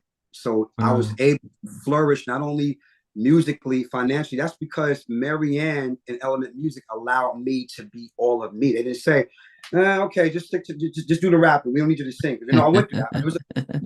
It was a jealousy period. In the early days coming up in the New York scene, think about it, a lot of jealousy, because everybody ain't doing what I'm doing. So I can sing as well as I can rap. So a lot of guys felt like this little motherfucker get all the attention. We ain't gonna be able to do nothing. So, okay, Lord, you know what? We just need you to rap. Or if they give me a song, they would give me like the corniest song to sing. They know I can sing certain. They wouldn't give me a song that showed off my vocal ability. They would give me like the corny song. You know what I started doing? I would take them corny songs and make that shit the shit. You know what I'm saying? That became a superpower of mine. It's like, damn, Lord has the ability to make certain songs that I don't even like come alive because Lord has a way of doing it. So all those years, from that time that we started all the way up until now, I have thrived and succeed as one of the top major wedding industry-based bands. Yeah. The point where people actually feel like they're at a concert and not at a wedding. We're responsible for that. You know what I'm saying? Element, of course, being a company, but because of who I am and making sure that my heroes like Prince, Stevie, and New Edition, the Jacksons, and Troop, and Boyceman and Jodeci, and all those guys get their props. Yeah. It became a superpower. So literally, to be honest with you, that's how more doors open up for me for who I ended up working with. Like Tony Bennett, you know what I mean? Like all that stuff happened through Element. Lionel Richie, me and him became close because of that. You know what I'm saying? So the difference is that those doors open, but it never got in the way of the Planet 12 stuff. Anything, it made it more popular for me because now it's like, I got this going, that's me. I got this going, that's me too. But I get to do other and great things. And a lot of people that actually came to that tent. So, yeah. Yeah. Wow. What all happened? Well, I mean, it's what's amazing, as I said, just being able to, if one door shuts and then others open. I remember MySpace, and for many people made me think, what's MySpace? But I remember Cassie seeing her make her video of her performing her tracks, the 2 tracks that she came out with that were big, but they were filming this as if this is a star behind the scenes. So think about the Taylor Swift stuff and how that itself just blew up and got her to the attention where she finally got her deal. So to be able to showcase the talent, because that's the one thing, anyone can do a record, but then if I go to your show, am I going to get entertained? Am I going to be transported? And that's the difficult part, because a lot of the 90s groups came in and became record groups where, they sing on a track. So to be able to manage that and incorporate, performance, the hip hop or singing, and be able to incorporate all three is a remarkable thing. In 2024, what are the things people should look out for when it comes to law? Well, yeah, in addition to that, to add to what you just said, you had to be able, you can't, I'm from the era where there was no supreme technology. We of course, the 80s, we had the first version of it with all the Apple computers and stuff like that, but there were no auto tunes, and the talk box was out, but there were no auto tune devices. You had to know how to really sing and project your voice and how to harmonize and how to still be able to have breath. In other words, if I'm doing the Running Man 8 different times, no matter how hard I'm doing, come back to the microphone and still be able to sing. So breathing control and techniques are important. I'm from that era where you couldn't say you were the best. You had to prove it. It's like, are you really stable enough? Because keep in mind, the competition was somewhat fierce, but we knew that we were able to be who we were in that map, because look who I studied. You can't lose when your heroes are New Edition, the Good Girls and Bobby Brown and the Jacksons and Troop and all those guys. You know what I mean? You can't lose when you have that. So I knew I had to be at my best. So when you say things like that, it makes me appreciate it. That's the reason why I'm such a huge fan of your show, which I've been for some time now, because the people you brought on, and then the fact that when you interject and you speak your piece about the quality of musicianship and showmanship. I'm from the era of Earth, Wind, and Fire, where when you heard the name and you see the old school performances, you want to give people a show. People don't come to you with your back to the audience and you stand there doing 20 million riffs and you ain't giving the show. It's like, oh, I don't want to see you. You want to give people entertainment value. So I just add that part to what you said. But in 2024, just more havoc musically, just doing what I do. Just like I said, more shows. We got a lot of shows booked from now until 2025. Wow. I got the 6 albums coming out, a lot of new singles coming out, different people I'm going to be working with, from Donnie Wahlberg to John Patitucci in the jazz community. So we have a lot of different things, but those that know Planet 12 and know how I do, we represent the full spectrum of not being boxed in. I have an old saying, don't box me. If you try to box me in, I'll break that shit. You know, we're doing all spectrums of everything. So that's what to look for in terms of me, just more visibility, like I've always done, finding different ways to promote. And I tell artists all the time, you know, every 5 months there's a new website coming out. There's a new social media app. You know, we have the tools here. There is no excuse for any artist, younger or older, to not succeed and thrive in the realm of social media while still being true to yourself. And those things do coincide, because social media can get you booked shows. I've actually booked choreography sessions for me being a choreographer because of what they saw on my Instagram page. See what I mean? Or got hired to arrange background vocals because of what they saw on my Twitter or on my Facebook. So it's possible. So those are things I'm doing. Then I'll be finished with my book called Music, Money, and Girls. That's going to come out probably towards it's real. It's real shit. It's not just because it's music, money, and girls, because it really has a meaning to it, because all 3 things really saved my career. And like you said earlier, you know, navigating through the streets of Crown Heights, those were the 3 things besides video games that kept me out of trouble. Wow. So, and I mean, with all my guests, I always ask them, if you were stuck in an elevator and you had to pick your favorite movie to watch to while away time, what becomes your all-time favorite movie? My favorite movie of all time? Yeah. Oh, that's easy. The Last Dragon. Bruce Lee. Okay. Bruce Leroy.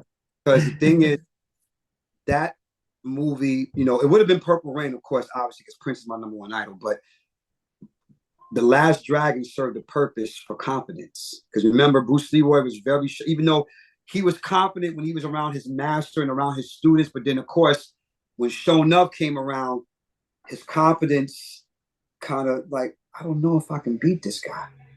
And remember his master kept telling him, he's like, you're going to see the glow. He's like, but you told me the glow was going to happen. He said, no, you're going to know when it's time to understand the power. And the thing is that he was trying to tell him, no, it's not some belt. It's not some fancy thing. The glow is the confidence that lies inside of you. So if you're going around talking about, remember Vanny was like, well, for a Kung Fu master, and he's like, I'm no master. She's like, shit, you're like a master to me. And any woman as beautiful as Vanny telling me I'm a master, I'm like, I'm not feeling empowered. But he didn't get it yet until he started fighting Shown Up. And then when he finally realized, like, who's the master? He said, I am. And what he did, he kicked Shown Up's ass. So that became me.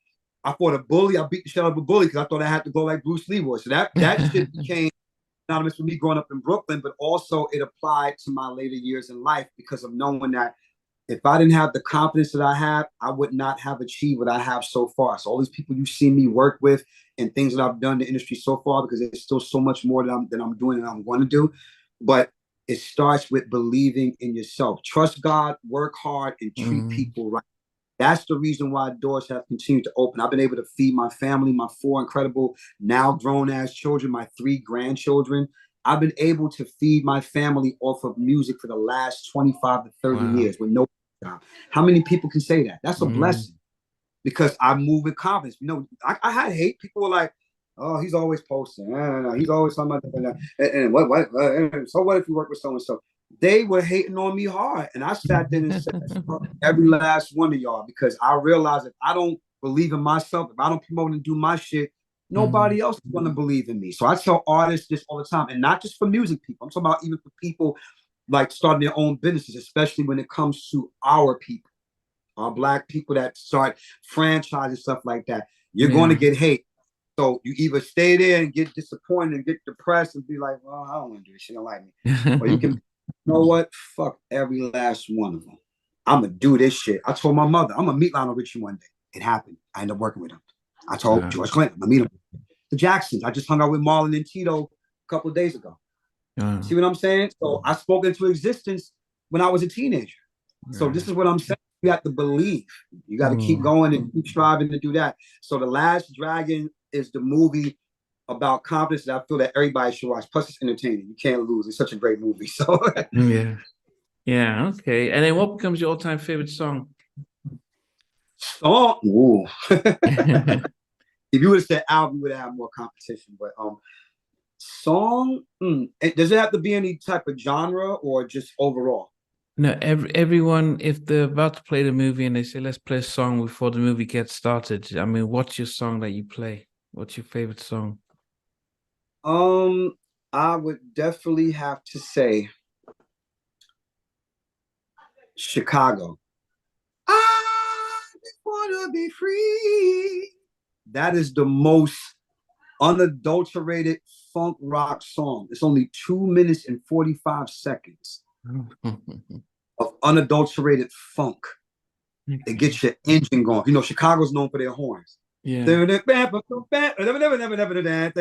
it's just funky as hell. It's only 2 minutes long, but that shit gets my engine running. You can put that on anywhere. I put that thing on repeat so many times. I'm like, I'm just stuck with it. You know, everybody knows Chicago for Hard to Say I'm Sorry and If You Leave Me Now and all the ballad stuff in the 80s. But that Chicago, that version when Peter Cetera was still playing bass, that's my favorite era of Chicago. But that song, I Just Want to Be Free, that's probably my favorite song that just gets me every single time, no matter where I'm at. Yeah, definitely. Well, I mean, it's been a fascinating chat with you to get to hear about your journey and what to expect in 2024. Thank you so much. You know, it'll be good if there are links and things so people can look to not just join, follow you on other social media accounts, but also get details of upcoming tours if they're or shows if they're in the area or plans for music. So at least having any of that information available would be good, so at least people can follow up with you and stuff like that. Absolutely. They have, of course, there's my Instagram, which is at Planet 12 Law, Threads at Planet 12 Law. Of course, Twitter /X is X now. So that's Law Planet 12. And of course, on my YouTube page, which is Law Planet 12 as well. Facebook, Lawrence Law Worrell, Facebook.com, Law Planet 12.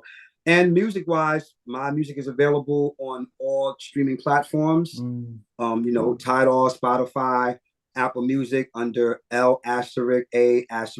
In case for those who don't know, the asterisk is the star on the keyboard. So that's behind me on everything else. And we're also building a website now as we speak to try to centralize even more the operations that are going on now. But Instagram and all the other social medias have proven to be effective to people finding me, because I get people all the time that they'll find me out of nowhere. It's like, hey, we saw you on so and so, and then now that the Amy Winehouse movie comes out in a couple of months, so okay, made up about, oh, you're doing the show, like we're going to be able. I said, well, they're going to reenact that scene, I believe. I haven't seen it other yet, but they'll be able to find even more information on me and what we're doing at Planet 12 as well. So but thank you for having me, man. I told you I've been a diehard fan of this show for the longest, and when you reached out to me, I'm like, I was wondering you was going to hit me up.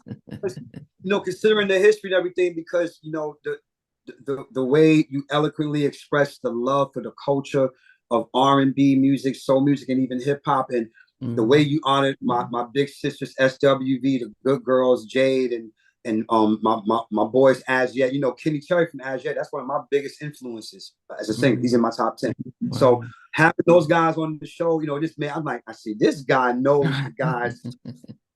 That made me feel good, because you know how it is, because a lot of these guys don't get their flowers, man. And I appreciate you so much for creating this platform and giving our unsung R&B, funk, soul, and hip-hop heroes their flowers, man. That's the most important thing. I know you do it as a selfless act, and because of me being a mental health advocate as well. So thank you so much for that, man. I appreciate you, and I love you, and thank you so much for having me on here, man. I really appreciate it. I hope I'll come back next time. Thank you. Yeah, no, definitely. And as I said, part of the I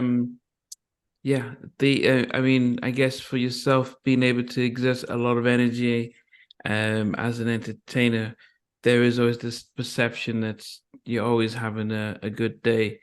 But I guess those of you guys who are very much of a outrovert and very much the hype people, when things go tough, it can go much harder than the rest of us. So how do you navigate when you are going through all those kind of up and downs?